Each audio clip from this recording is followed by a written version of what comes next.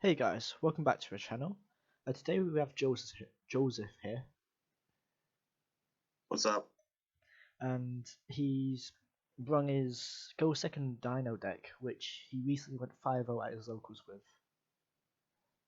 So, how come you play dinos for that event? Well, I had a couple of reasons. First of all, the deck is awesome and I love it. Second of all, I think the deck is absolutely getting hit by the ban list, so I wanted to play one of the decks I own that I don't think is going to be around in mid-December. So it was either Dinos or Dragon Link, and I decided Dino was fun this weekend. Fair And enough. third is because my locals are full of decks that want to go first. So whenever you lose the die roll, you still win the die roll because they make you go second. That's true, yeah. So was there any spice you added into this which no one else expected today? Uh, Overall, it's pretty standard. Like the main deck Dino lineup is pretty solid at this point. 3 OV3 Misc, 2 Baby, 1 Petite. You play Petite because you need to summon Anchortops off it. I did that like 4 or 5 times. It was amazing. 2 Archosaur because you want to summon it from deck with Misc. 2 Conductor, one's not enough, three's too many. 1 Rex just because it's a good extender. 1 Pancratops because it's broken, and 1 Doggeran, which is not quite standard, but I think kaijus are a lot better right now. They've always been pretty good against like most combo boards, but we have a lot more stuff like Zodiac, where if you uh, dogger in over the Trident, then the Zodiac engine is basically irrelevant. And there's also a out to things like Dragoon and Winder, which is Absolutely. Which inherently like your just deck, you can out Dragoon with just the main deck, but sometimes it's just easier to have a dogger in. yeah, and especially since you can search it with Overraptor, which also has 3 search cards for the Raptor. Yeah, searchable kaiju just feels super good. Hmm. So going to the double evo, only playing 2. Is that the Yes. ratio which is seen everywhere? Yeah, 2 is correct, I think, because you want to search it off of Archo. Obviously, you can't play only one, because then if you draw it, Archo just can't activate because it needs a target in the deck to search. Hmm. But you don't really need to see it in the opening hand, so you don't want to play 3 and you don't want to brick it. So because it's once per turn, obviously. Yeah. Okay then. So we've got 3 Fossil Dig, which is kind of mandatory, and Yeah, then standard. 3 Lost World.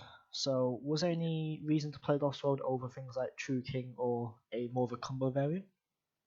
I don't like True Kings personally, especially now that I didn't mind them before, but now that Diagram went to 1, I think the real problem is that you don't really want to see like Litho plus Baby. You really want to draw Baby plus Diagram. So if you don't draw that, the True Kings get a lot weaker. And yeah, you can make Calamities, but there's a million ways to do that, especially with the Needle Fiber engine. Hmm. So personally, True Kings aren't really my speed. But the combo variants of Dino, I think they're decent. But I think the real problem is that there's a lot of decks right now that are really good at going first. Like you have Virtual World's a new deck that's good at going first. Prank Kids is pretty good at going first, but then you also have the old stuff like Dragon Link, Infernoble. Like they're just hand looping you if they go first. Whereas Dino, it's like you're a good going first deck, but if you go second, you are the best blind second deck in the room. So I think that's a really good reason to play this variant over like the combo variant. Yeah, especially when UCT just says attack. Exactly. Like Ultimate Conductor is so good against combo boards. If they make you go second, then it's just over a lot of the time. Yeah. When we're going to extravagance, have you ever felt like you didn't need it, or did it like come up where you wanted to keep some of the extra deck cards in there? Well, you play multiples of all the extra deck cards that really matter, which we'll get to when we get to that. But overall, I never lost because I banished a bunch of stuff off Extravagance I needed to, and it never really set me that far back either. But mainly, the real unspoken hero of Extravagance is that if they Ash Extravagance, well, you just win because they didn't Ash Misc. Yeah, it is a massive Ash bait. It's huge. It's such a good Ash bait, but then if they do Ash it, you just drew 2, so it's free. Yeah. Okay. And then going to the hand drop lineup, we got 3 Imperm, 3 Nibiru, 3 Gamma, 3 Ash, and then you got the 1 driver for the Gammas. Yeah. So how come you decided on 12 for today? I think 12 is a good number for a 40 card deck. You probably heard it thrown around that 15 is like the optimal number if you want to open 2 hand traps in the vast majority of hands without breaking like all hand traps. And Dino, theoretically, you could fit 15 hand traps, but I think 12 is just fine. 12 is a really good number to see 1 in every hand and 2 in a decent number of hands. Hmm. And I picked these because I feel like they were the best for this format. Obviously, like Imperm, Gamma, Nibiru is the Holy Trinity. They're the best ones where Gamma and Nibiru can just end turns on their own, and Imperm is a little less impactful, but it plays around talents, which is really nice. So Yeah. that's convenient. So how come you decided on hand traps over things like forbidden droplets and triple talent tactics? Well, you see, these hand traps don't cost $100, so that's a good reason to pick them over Droplet. But overall, I think Droplet's decent right now, but there are just way too many decks that end on Herald, and then you're just physically not able to activate Droplet. So if we see a shift in the meta, like if Needle Fiber gets banned or Link Cross or something, and there's just less Herald, Droplets will be a lot better. But for now, if I were to main deck a Go second card, it would be probably Dark Ruler, maybe even. Yeah. Okay. So that's the main deck sorted, 40 cards. Never wanted to go more than 40 then? Nah, you want to see your good cards as much as possible. With a deck like Dino, all your card combos are 2 card combos, and you don't want to not see those. Fair enough. So going to the extra deck, with your XCs you're playing 2 Dweller, 3 Dolka, 1 Lagia, 1 Dagares, and 1 Tornado. Absolutely. So was there any reason to play only 1 Lagia for this locals? In the format we're in, just it's kind of the way Yu-Gi-Oh's played right now. Is monster effects are kind of the most important things in the world. Where it's like, yeah, spells and traps are good, but Lagia just doesn't get as much value as Dolka, especially since Dolka is neither once per turn nor once per chain. Yeah. So if you set up Dolka, you have 2 negates. Whereas if you set up Lagia, you have 1 negate that can negate more things, but Dolka negates 2 monsters, and monsters are the most important things in Yu-Gi-Oh! Makes sense. So how come you went with Dagares and Tornado for your extra? Dagaris is insane, and you're insane if you don't play him because he makes UCT 7,000 attack, and he attacks everything, and then you just win. Yeah. Tornado Dragon is more of a flexible spot. It's good against back row, obviously, and that's about all it does. It's a quick effect that can activate during any phase, which means like if they try to, I don't know, Zodiac Barrage, you can just chain to pop Barrage and it doesn't resolve. It's pretty good. And then the 2 of Dweller. Yeah, Dweller, the decks that Dweller is good against, it's like really, really good against, so you don't want to not have it. So I think 2 Dweller is good. Like, for example, Phantom Knights are really good right now. Prank Kids are really good right now after their support, so Dweller them, and then what are they doing? Okay, so was there no sort of wanting of a different rank 4 in here as well? Like a Bagushka or a Extol Knight? I am not the biggest fan of Baguska in this deck. I think Baguska is good, but it turns off Pancratops and UCT. So it's really hard to justify setting up Baguska because then you don't have any other interruptions. So it's like, okay, they need to lose to just Baguska, but if they draw 1 Imperm, then your board doesn't exist anymore. Yeah. Whereas if you set up a Dweller or a Dolka, all of a sudden they have to play through 2 negates and a UCT flip, as opposed to just a Baguska. That's fair. Then what about Exton Knight before going second? I like Exciton Knight okay. He's really good against back row decks. Against combo decks, you wouldn't really use him because you would just make UCT and beat over everything. But the ability to just clear a whole bunch of back row, especially because you play stuff like Reboot in the extra inside deck. If you reboot them and then Exciton, it's just the trap they just got. All their board is just gone and they can't even do anything about it, which is really funny. Yeah. So yeah, I would consider swapping Tornado for Exciton, but I don't think it's necessary unless you expect just a ton of back row, in which case, yeah, it's fine. Go ahead. Would it be just more format dependent on that last spot then? Yeah, it would be format dependent. Okay, so moving into the links, so we got the 1 Phoenix, which every deck should have if you can make a link monster. I agree. 2 Link Kuribo, 1 Pentastag, 1 Lambda, and then 2 Gardener. Yeah. So I'm guessing the Link Reboot and the Garden is there so you can make your Evo Pill live all the time. Yeah, you summon Archosaur, activate, add Pill, and then link into Linkuriboh, link into Gardena, and all of a sudden you have both materials for Pill and Grave. Hmm.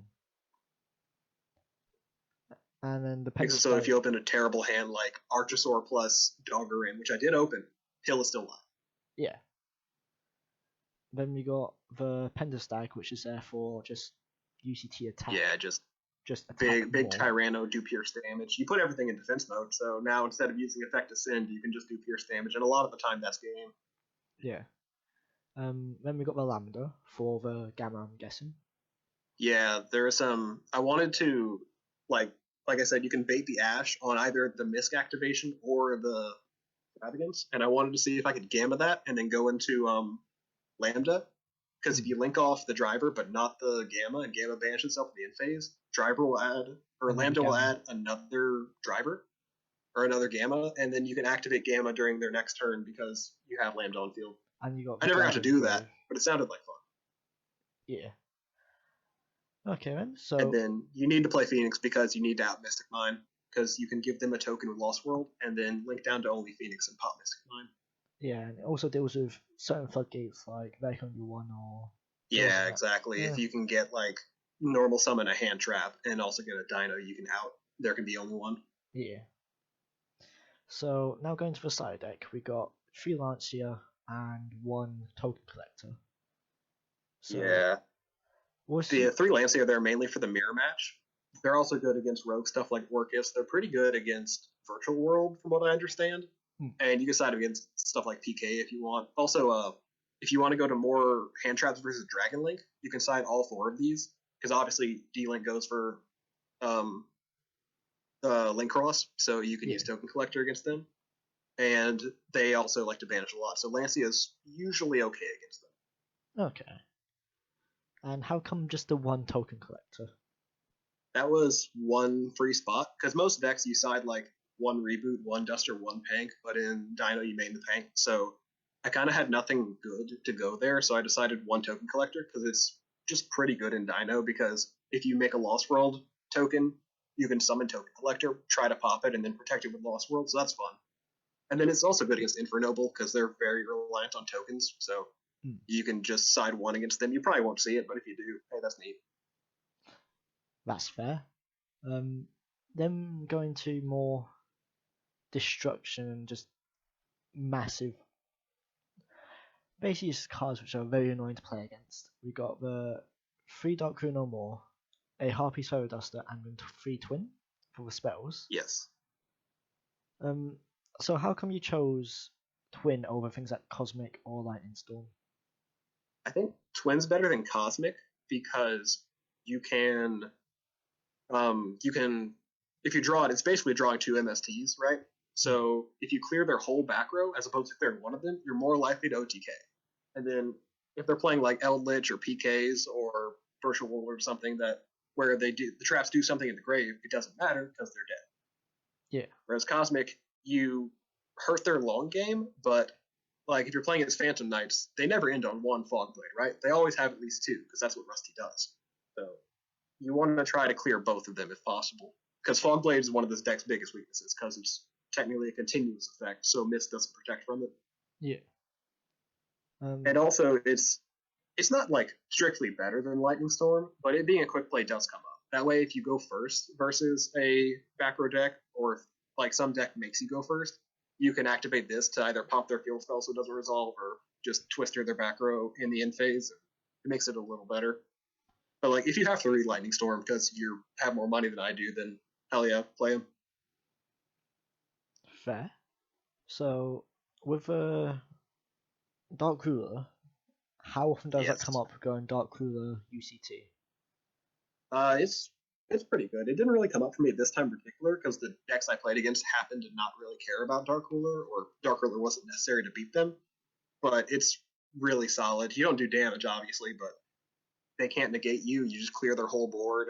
You don't care. The big weakness of Dark Ruler in most decks is that it doesn't clear Buster Lock, but Dino doesn't care about that because their biggest playmaker is in the main deck. So if you can get UCT out, then you just clear the board anyway. Yeah, Dino just seem to be very good against most things in the meta at the moment, which just Yeah, not paper Dino's out. really well positioned right now. It's a little awkward with how it moved because we have more back row decks right now, which is not great for Dino because traps can activate during the battle phase. But at the same time, you have matchups like Zodiac where it's like Dryden will just never resolve because this protects and then you flip it with ECT. So And in most cases, what I've seen is Dino's really good, but it's very easy to side against in most cases. yeah, that's fair. That's one of the reasons Dino wasn't very good during Orcus format was Because because you everyone's had playing everyone Legacy. playing Dweller and everyone playing Legacy for Orcus, and those cards are really good versus that. So, kind of a splash down effect. Yeah. Then we got 3 evenly and 1 reboot for the traps in the side. Yeah, reboot self-explanatory. I think evenly got a lot better because there are a lot more decks that aren't necessarily putting up hard negates. They're just putting up interruptions, like Hmm. Zoo and Phantom Knights and Prank Kids. None of them put up like Savage or Herald. They just put up something that pops or something that dusters you or something like that. So Yeah. evenly is really good against them. So you've got, I believe, 8 cards to just get rid of back row in your side deck. Yeah, Dino doesn't like back row. You want to side very heavily versus it. So your siding strategy for like control matchups, would it be like taking out Nibiru's, Gammas for all the removal cards? More or less, yeah. Because against a lot of back row decks, you'd probably choose to go first. Therefore, Gamma's a little less good, so you can side them out. Hmm. And against a lot of back row decks, like for example, Dogvaren's not going to help you, so you can just side that out and instead side in a bunch of back row hate. Or if you choose to go second, you can keep the Gammas because if they use monster effects to get their back row, like Altergeist, you can still Gamma like the Marionetter, and that's pretty good. Yeah. But then you would side in evenly if you're going second, which is also just a blowout versus them most of the time. And then if it's still against Geist, you can partner up like a Twin Twister and a Gamma together. Yeah, Because you'd yeah, twin exactly. their stuff, they'll chain it for the faker and you just Gamma it in hand. Yeah, exactly. Fair enough. So let's move on to your matchups. Uh-huh. So round one, it was a virtual world. You won 2-1. How was that for you? Yeah, I had read like one half of one virtual world card before playing this tournament because I didn't really expect it to be as popular as it was. Hmm. Luckily, I only hit one of them. In game one, he set up calamities and I Nibiru'd him, but he still managed to get to the synchro, the one that makes everything go to the banish instead of the grave. So I couldn't really play around that because I just didn't know what all his resources did. But then in the following games, either he drew bad or I just had Nib and I managed to play through it. Okay. So would you say that Dino has a decent matchup against Virtual World then? I think it's okay. I think Virtual World doesn't really like to see hand traps, especially on like I think the Lulu is the one that sends from deck to grave, and if you manage to Ash or Gamma that, a lot of the times they can't really play. Hmm. Imperm's not very good versus them, but Nib is. So my hand trap lineup was pretty well prepared for them. Okay. So then you won that. Round two, you got Prank Kids and you beat them 2-1. Yeah, I have the fortune of having a dude who's played prank kits for like the past year, so I know what all the cards do and I know how to play against them. They obviously really hate to see Nib, and you can side in your back row hate versus them, and then they just kind of don't do much on your turn, and you can play through them. And oddly enough, Dino just out resources them in that case. Yeah, and also Misk is just a massive turn off of the whole deck. Yeah, Miska is amazing versus them. So then going into round three, it was a mirror match. Yes. So was there a list also go second attack deck? Yes, he's the only guy all day who made me go first, and my hand was nuts. So I ended on Pankratops, UCT, and Dolka, and he just had no chance versus that. Hmm. And then how about game two? Game two, he tried to go first, but I actually opened hand traps and then I OTK'd him. So it was kind of a sack on my side, but you know it's the mirror that can happen. Yeah. So then into round four, we got Zodiac, Tri-Brigade, Dogmatica. Yep. What is this amalgamation? So essentially, the Tri Brigades have one card combos that lead to a monster on board, and the Tri Brigade Link 2. And the Link 2 lets you special summon a Beast Warrior. so you can special summon a zoo and end on Dryden. So that's kind of neat. And then obviously the Dogma cards do Dogma things. You set up Punishment, you set up Blur. Yeah. So essentially, it's just like it's kind of a good stuff deck of 3 engines that happen to work together, and you can set up a bunch of interruptions and play up a buttload of fan traps. Fair enough. So how do you find yourself against that? Well, Zodiac sucks against Dino, and you don't care that much about Dogmatica either, as long as you can try to clear the back row before the battle. Yeah. And also, obviously, aside just a ton of back row. Also, if you get into Pankratops in this matchup, then a lot of the times that's enough to push through a board, and then you can start snowballing from there. You have to play well to win, but it's a very favorite matchup. Okay. And then last round is Prank Kids Yes. again. This I opened the legendary most terrible hand Dino can open, because game 1 I had 3 Misk, UCT Gamma. I gammed him and he played through it, and then I top decked a second Conductor for turn. So that I just scooped to save time because Prank Kids takes forever to do their combos, and there was no way I was pushing through with 3 Misk. And then games 2 and 3, I set up Dweller, or I just push through and twinned his back row and win. That works. So Absolutely. you went 5-0 in this. Was there any changes you'd make to the list? Honestly, I think the list is really well positioned. Like I said, I think the hand traps I picked are really solid for this meta. I think Ash Blossom in particular got a lot better because beforehand, like when the meta was all Dragon Link and Infernoble, they don't really care about Ash Blossom. Like you can Ash Isolde, I guess, but then if they get a tuner, they just Needle Fiber and full combo you. But now we have if you have a lot more stuff like Zodiac and Invoked and Dear Servant that you can Ash, and Virtual World, like I said, doesn't like Ash. So I think Ash Blossom is a lot better right now, which is also kind of bad news for Dino because you don't want them to Ash the Misk, but you take those. It's the good and the bad. That's Overall, fair. I think the list was really solid. The extra deck was really good, and I think the side is still solid. The obviously like the hand traps in the side could change depending on what you'd expect to see, but I still really like Lancia, especially if you expect to see the mirror, because Dino just can't really play under Lancia. Yeah. So, is there any shout-outs you'd like to make after this? I'd like to shout out my locals, Anubis Game and Hobby here in Louisiana. I'd like to shout out the YCS champion I played at this locals. I will not name him, but it was a good match. And I'd like to shout out you. Subscribe to Master Diamond on YouTube. Many thanks, man. Well, thanks for having me on. Thanks for being here, and see you guys next time.